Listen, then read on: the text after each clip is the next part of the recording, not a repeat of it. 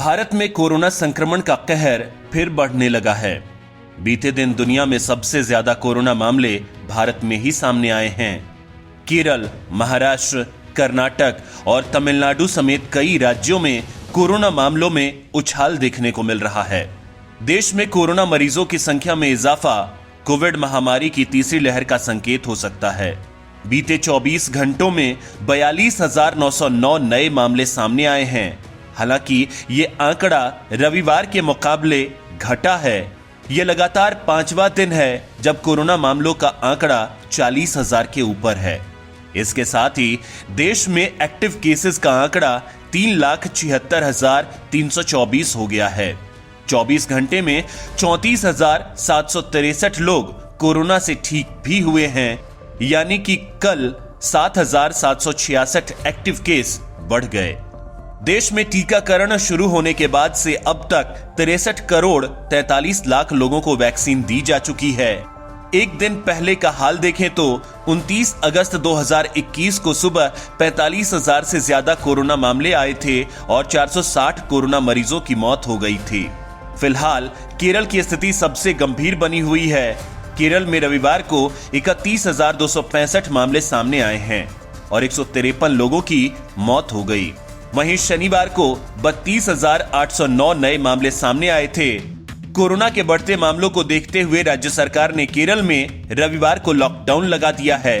भारत के 2 राज्य केरल और महाराष्ट्र में अभी सबसे अधिक पॉजिटिविटी रेट है। केरल के 7 जिलों में रोजाना 2000 से अधिक मामले सामने आ रहे हैं। केरल में बकरीद के बाद नए कोरोना केस की बाढ़ आ रही है। इसका असर पूरे देश के दैनिक कोरोना केस के आंकड़ों पर पड़ रहा है।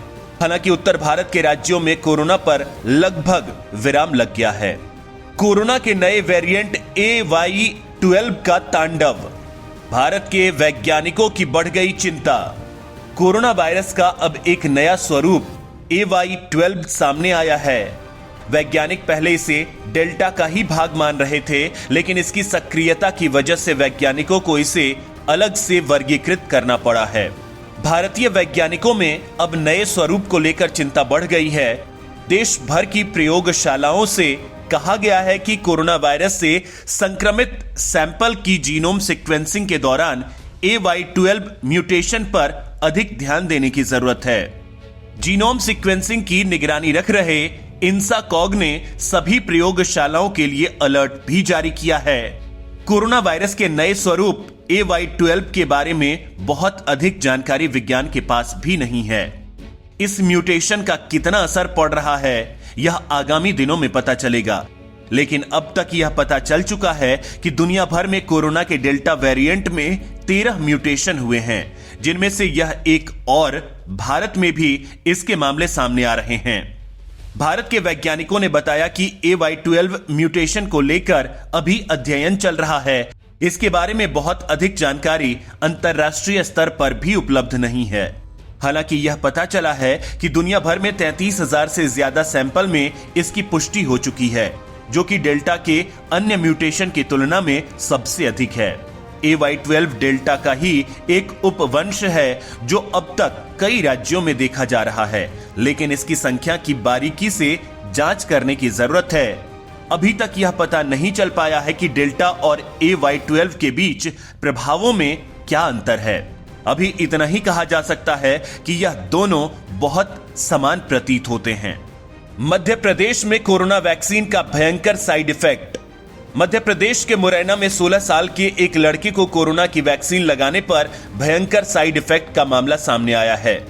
वैक्सीन लगने के बाद लड़के का सिर घूम गया और उसके मुंह से झाग भी निकलने लगा। लड़के की तबीयत बिगड़ने के बाद उसे अस्पताल में भर्ती कराया गया। वहीं मामला सामने आने के बाद इसकी जांच के आदेश भी दिए गए हैं। बच्चे के बीमार पड़ने के बाद उसके परिजनों ने वैक्सीनेशन सेंटर पर हंगामा शुरू कर दिया। अब सरकारी अधिकारी इस बात की जांच कर रहे हैं कि एक नाबालिग को कोविड वैक्सीन कैसे लगा दी गई। साथ ही वैक्सीन के साइड इफेक्ट के बाद लोगों में डर भी बढ़ गया है।